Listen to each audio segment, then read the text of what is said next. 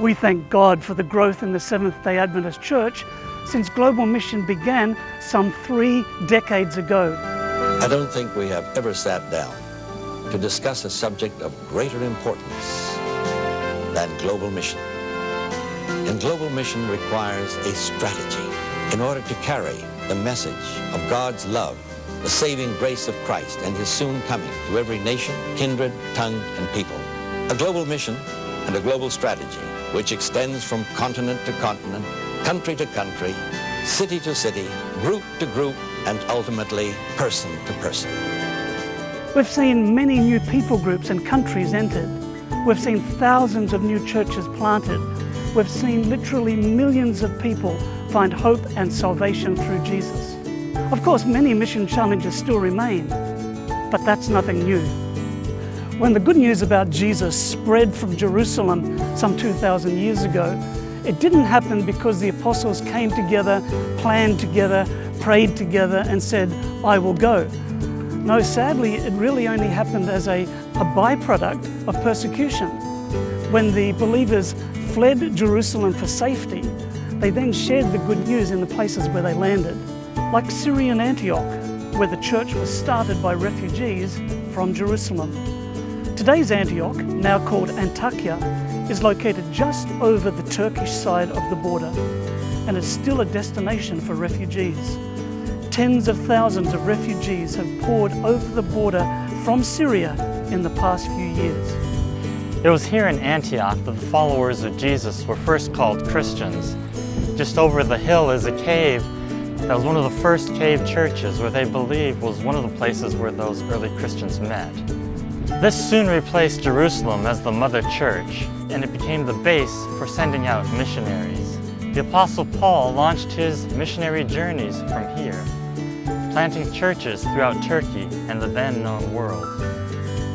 Today, Antakya is in the heart of the 1040 window, one of our most challenging mission areas, where more than 60% of the world's population lives. In this window, there are some 7,000 unreached people groups. They're considered unreached because they don't have enough of a Christian presence to continue without outside help. In this window, you find some of the world's poorest people and also some of the world's richest. It's also home to the world's great religions, with only a handful of Christians. In fact, right here in the Middle East, there are cities of more than 1 million people, and not one single Seventh-day Adventist.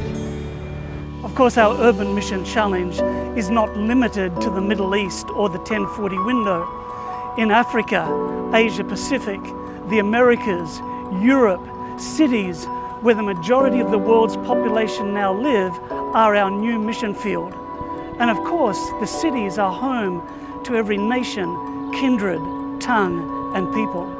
In any large city today, you'll find ethnic enclaves or neighborhoods such as Little Italy, or Chinatown, or Little India, or Little Korea. The list goes on, because people like to stick together. And in the large cities, you will also find every conceivable religion, or belief system, or non-belief system. And it's this last group, the non-believers, the secular, the post-Christian, those who live their lives without any reference to God. It's this rapidly growing group that is a particular mission challenge.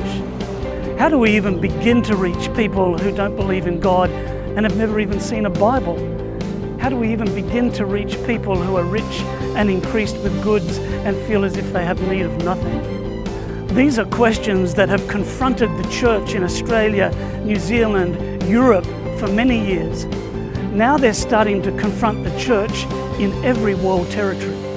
Behind me is St. Mark's, which was built in the 1820s as a Church of England chapel. Today, it is no longer a place of worship. It is the Mercato Mayfair. It's a food hall where people come to eat, to drink, to socialize.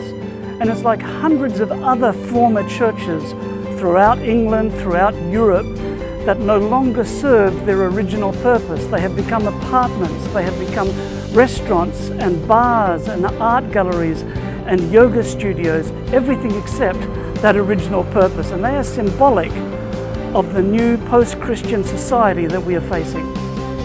Today we look at the growing secular and post-Christian populations. We look at the adherents of other world religions and the people groups of the 1040 window. We look at the cities.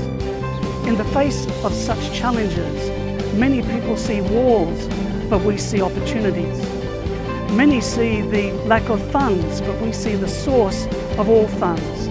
Many see our weakness, but we see His strength. And God has invited us to participate with Him in His mission of salvation here on earth. Who will say, I will go?